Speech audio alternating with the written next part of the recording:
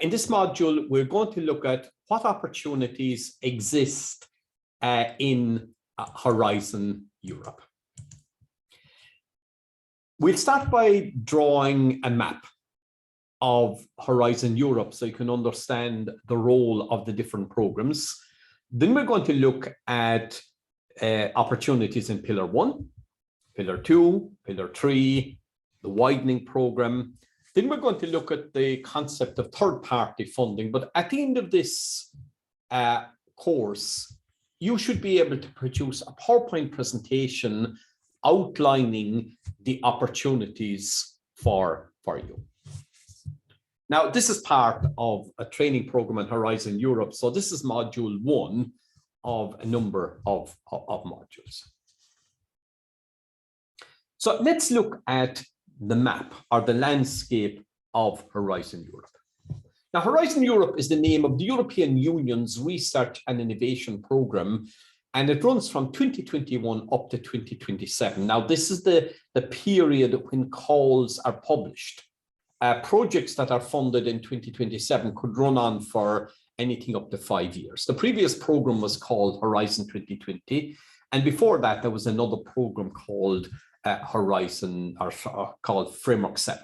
Now, in Framework 7, there were 16,000 projects funded. In Horizon 2020, about 32,000 research projects, and we estimate that over 40,000 projects will be funded in Horizon Europe. So where do you start? This is where you start. You need to go into this website and identify what projects were funded in your area. Now, what I want you to do is I want you to stop the video after this section and scroll down the screen, and you'll see this particular website. Go into it, and if you're into renewable energy, Industry 4.0, music, theater, whatever research field you in, type in that word like music or Industry 4.0, and you'll see all the projects that were funded. And this is what I want you to do. I want you to analyze what projects were funded in your research group or your university group or whatever, and to see what projects was your group already involved in Framework 7, Horizon 2020, or Horizon Europe. But most importantly, what were the missed opportunities? What projects were funded? Which program were they funded in? And I want you to look at who the coordinator of the projects is. And from that, you should be able to identify who are the strategic partners around Europe. And when you're presenting your plan later on, you will see that this is a good plan. So I think this is a good place to stop. So I recommend you pause the video and do this particular exercise. Okay, now we want to look at the link between the policies and the funding programs. Now, the way the European Union operates is 27 countries sit around the table and they identify areas where they cooperate. So, for example, Germany has its own research program, Ireland, France, Italy, but the 27 countries agreed to cooperate on research and innovation, and the name of the program is called Horizon Europe. Now, the financial cycle in Europe is 7 years, and we're currently on the cycle 2021 to 2027. There's another program called InvestEU. There's another program called Erasmus for exchange of students. There's a program called Digital Europe, and in total there are about 30 different programs. But the important message from this slide is that whenever you see a program like Horizon Europe, it is there to support the policies of the 27 countries working together. So we're going to see the link between the policies and the program. Now, in the workshop, there are lots of acronyms, European Union, RTD, or whatever. So whenever I use an acronym in the course, it's always at the bottom of the slide. And if there are lots of acronyms, it's on the slide directly under that in your handout.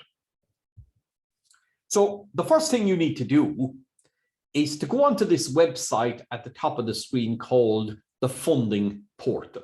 So what I would recommend to you is to pause the video, scroll down the screen, and you will see the funding portal.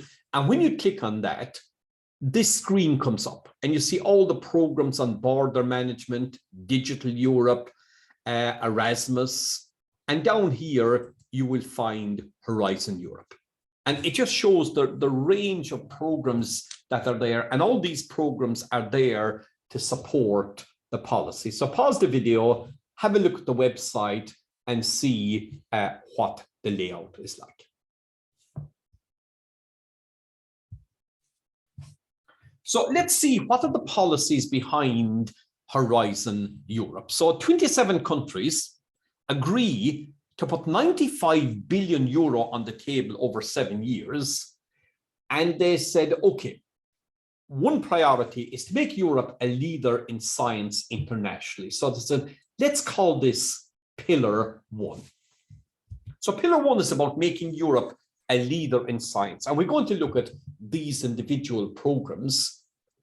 Pillar 2 is different. Pillar 2 is about addressing global challenges. For example, climate change, cleaning the oceans, making Europe a leader in artificial intelligence. So in Pillar 2, science is a tool to do something.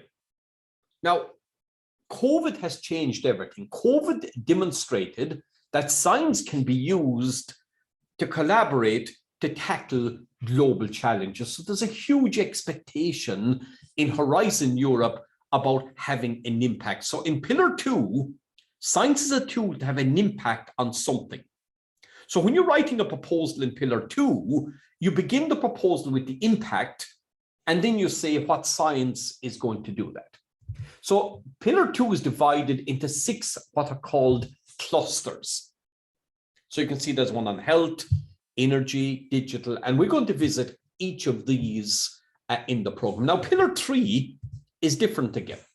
Pillar 3 is about copying America. America is the world leader in innovative companies. Now, just look around your table and look at all the technologies on your table. They're all non-European. So Europe is importing all these technologies from around the world. And in Pillar 3, they want to make Europe a leader in innovative companies. So the policies behind Pillar 3 is about making Europe lead in innovation, innovative companies. And you can see clearly the difference between Pillar 1, Pillar 2, and Pillar 3, why the program is designed like this. So that's the structure of Horizon Europe, but there's another program. It's only 4% of the budget, but because it is so politically important, they've kept it outside of the pillars. It's called widening participation. It's about helping countries like Poland, Romania, Latvia, Estonia to get more involved. So it's a little program. It's not Pillar 4, but it's kept separate because it's so politically important. So when you go onto the website of Horizon Europe, you'll see different layouts of this particular diagram. Now, just to explain the terminology of Horizon Europe, the program runs from 2021 to 2027. And for each of the programs I showed you, the Commission publishes a work program. And the first work program covered the period 2021 to 2022. And the calls then are based on that work program. A second work program is published in 2023 to 2024. And then there will be a third work program. When a call is published, you're given about 4 months from the call to the deadline. So there's 4 months to compile the proposal. The results of the evaluation comes out less than 5 months after the deadline. If the project is successful, a grant agreement is agreed. The project could run for anything between 3 and 5 years, and up to 5 years after the end of the project, there could be a financial audit. So this is the terminology and the language, but the workshops we're presenting is only covering the first part of this. It's actually the part of writing the proposal. We had other workshops covering the whole process, but today we focus on the actual writing of the proposals. So where do we find the information? So what you need to do is, after this slide, you need to pause the video, and on the link under the video, you will see the portal, and there you get the funding and tenders portal. I showed you on the previous slide where to find Horizon Europe. Then you will see a number of drop-down menus. You go to how to participate. You will see a drop-down, one of the drop-down options is something called reference documents, and this screen comes up. You click on the work programs, you click on 2021-22, and here we are, the work programs. So there's the one on health, there's the one on security, there's the one on digital. And if you click on the digital work program here, it opens a document which is about 400 pages long. So you need, everything you do in Horizon Europe is about this particular page. Now, I've just saved you, if you're a newcomer, I've just saved you about 45 minutes. And down here are the rules which we don't cover in our particular courses. So what I recommend you to do now, pause the video, learn how to do this, because everything you do will involve looking at these work programs over the next number of modules.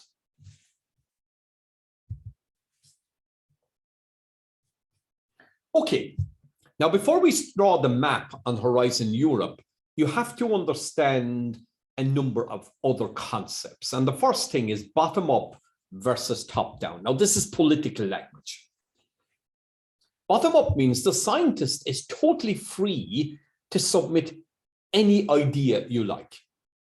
Nobody's telling you what to put in, but you're not free. You can't submit the same idea to Marie Curie and to ERC. The scientific area and the idea can be free, but it still has to fit in to the program. But nobody's indicating whether it's music, whether it's Industry 4.0, whether it's photovoltaics. You're totally free to submit any idea you like.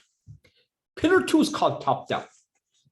Now, top down means that there's a program on health.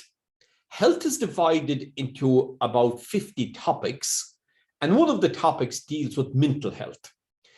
Cluster 4 is dealing with digital, and inside there's a topic dealing with Industry 4.0. Energy, there's a topic dealing with renewable energies. Now, those topics are there to address specific policies in Europe.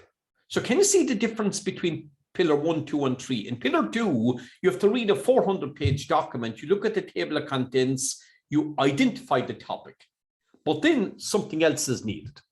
You need to know what's the background to that topic. Who wrote the topic? Because it can take up to 2 years to design these particular work programs. So if you're not aware of the expert groups consulted, the policies behind it, and this is what we mean by proposal intelligence. So in the next course, we have a whole module on this. So when you're approaching the program, you need to say to yourself, is it a bottom-up program or is it a top-down program? The next thing you must consider is, do I need partners? Now, in Horizon Europe, a partner is an organization. It's not a person. So we can see here that ERC, it's mainly single partner projects, whereas all the other programs, with some exceptions, involve a consortium. In Pillar 2, 99% of the proposals involve a consortium. So what do we mean by a consortium? When the proposal is submitted, it's submitted as an electronic document into the funding and tenders portal that I just showed you. Now, if a consortium is made up, say, of 10 organizations, one of the organizations is designated as coordinator. Now, I've coordinated 16 European projects. I was probably coordinator of over 30 proposals. Now, when you're compiling a proposal, the coordinator does anything up to 80% of the work. So when I'm a coordinator, I'm going to make sure I've somebody helping me with the job. I call them a proposal manager. And I'm going to make sure I use all the services that are available in the university, national contact points, which you're going to look at in the next workshop. So the person that puts most work into compiling the proposal is the coordinator. Now, the project could involve a lot of different skills, and the project is normally divided into anything, say, between 6 and 9 work packages. Now, you might be in charge of a particular work package. Now, the workload is much less. Now, there's still a bit of work, but a work package leader might have to write between 5 and 10 pages of a proposal. And sometimes we need a partner to do a specific task. So, for example, we might need a partner to analyze the data, do a pilot project, test the material. So you could be a partner in a project doing a small job and you could be successful. And as a task leader, we might only want 2 pages from you. So can you see, as a newcomer, all the different levels of involvement? Now, it's very unusual for a newcomer to become a coordinator unless they have some excellent support. There are some cases, but normally I recommend to newcomers, start off maybe as a task leader, maybe move to become a work package leader, and then after a number of projects, you can think about being coordinator and so on. So that's the terminology and the options. And there's another option. It's called third party. And I'm going to look at that in module 6 of this particular course. Now, that's a lot of information to try to remember.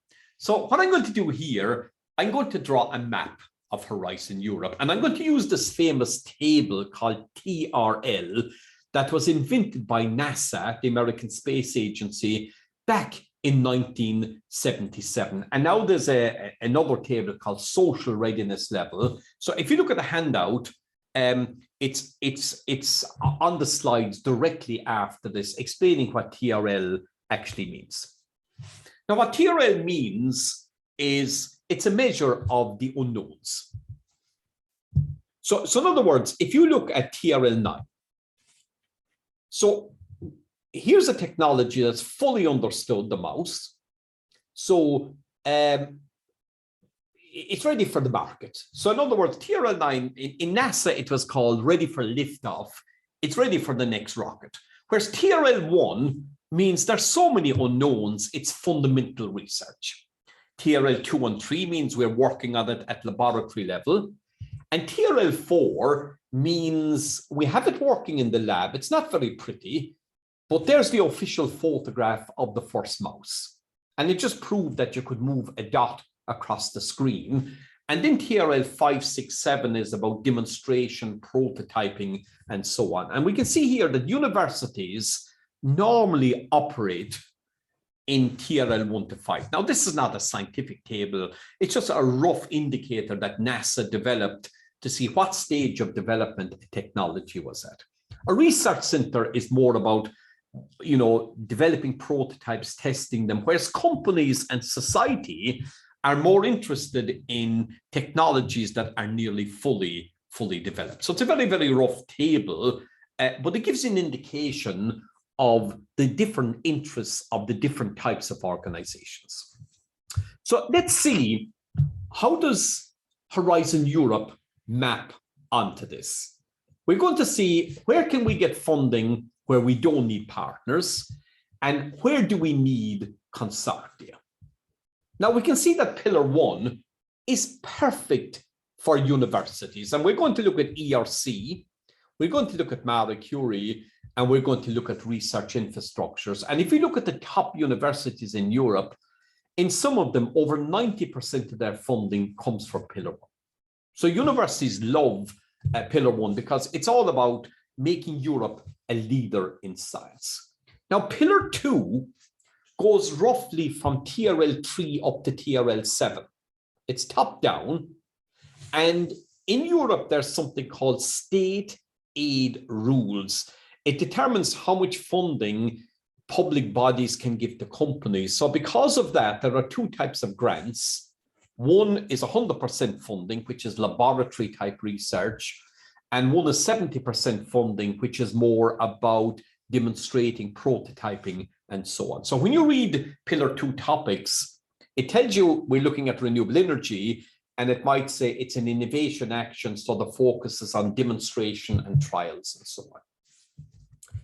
Pillar 3 appears to be more relevant to entrepreneurship, which is true in the case of EIC Accelerator. So EIC Accelerator is where a single company can get funding to scale up their technology. The innovation ecosystem is more about funding incubators and support services.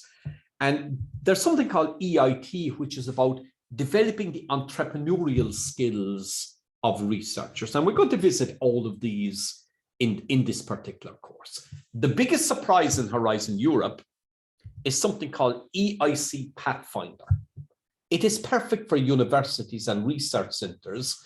It used to be called FET in Horizon 2020, but now it's in Pillar 3. So if you're a university or research center, EIC Pathfinder goes from TRL1 to TRL4. So a lot of universities may not see this. So I'm going to look at that as an opportunity today. And then EIC transition is more, if you have a business idea, how to do some studies on the business potential of the idea. And further out here then, you have all the other programs like InvestEU and structural funds. Now, you might find this surprising, but this diagram does not exist in Brussels. It took us 3 months to design this diagram, but I think it's a far easier way to explain Horizon Europe than just looking at a list of programs. So as I'm going through the different programs, this is the diagram we're going to use to explain what's actually going on.